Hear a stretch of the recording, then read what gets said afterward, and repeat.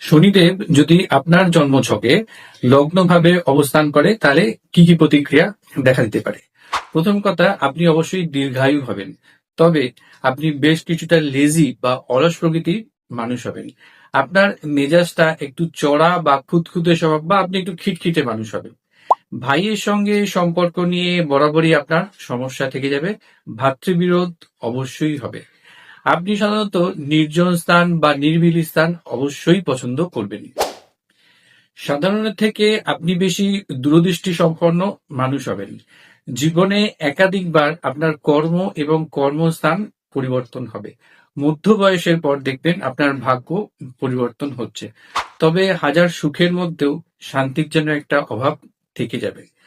আর রোগ বা অসুখ বিসুখের মধ্যে চোখের সমস্যা, আপনার দাঁতের সমস্যা, এগুলো নিয়ে আপনাকে যথেষ্ট ভোগাবে।